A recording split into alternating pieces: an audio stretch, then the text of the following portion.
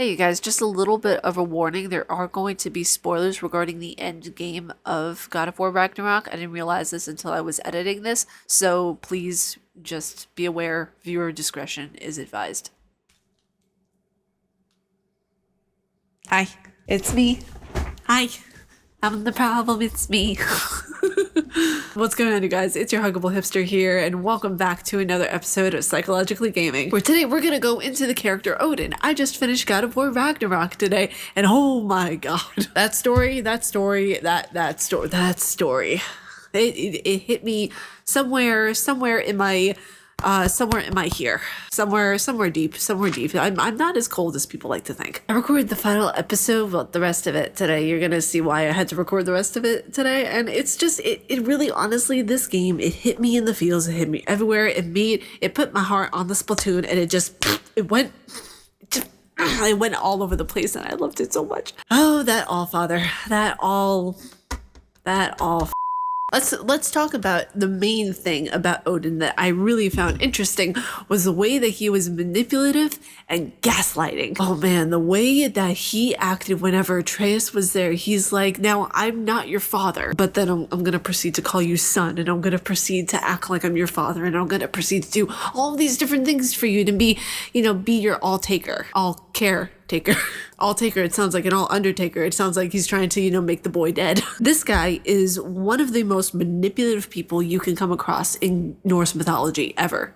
One of the main things I found fascinating about this character, though, is how he's so wise and quick-witted with his words that he will take a situation, flip it on its head, and make it so that it will benefit him in the long run. I don't know how the character does it or how the writers for the character did it, but it's really, really good. Another thing, and I know I mentioned this before about gaslighting, was that Odin is one of those characters that will make everything seem like it's your fault. You're the problem. You're the one that did this. When he was talking to Kratos, he said, no one ever prayed to you. No one ever bowed to you. Okay? Like it's so maniacal what he does, because he takes a situation. He wants Atreus. He wants Atreus's knowledge. And then what does he do? He tries to drive a wedge in between what is standing in the way of him and that knowledge that Atreus has. We see this all the time in abusive relationships nowadays, of where the person who is manipulative and gaslighting will try to drive that wedge between the person that, is in the relationship with them and all of their friends and all of their family. Odin is also a very grandiose, very, I am the be all end all. I mean, it's Odin. He's the be-all, end-all. He is everything. He's the one who killed some gods. He is the one who created things. He brought life. He brought, one of the greatest gods into existence, Thor. So therefore, he thinks that he has the power and he deserves credit for everything that ever happens. There was one clip that I remember going through, and this is an episode that recently came out of God of War Ragnarok, of where he's taking Atreus through all of the different areas. He's bringing life into the different beings that work for him, who are basically his minions.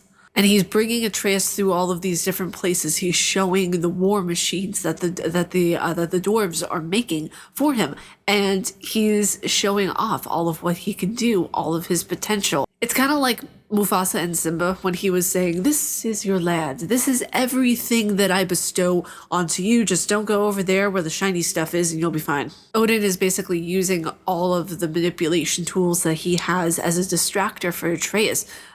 Showing him Ingrid, which was actually Freyr's, showing him the mask, showing him his own room, and he's saying, now you're not my prisoner, and more importantly, I'm not your father. Atreus may not be a prisoner physically, but he sure as hell is mentally. Whenever Atreus chose to go back home the first time, back to Kratos and everyone, Odin rather took back the sword, he took back the mask, he took back everything, because the relationship is a conditional one.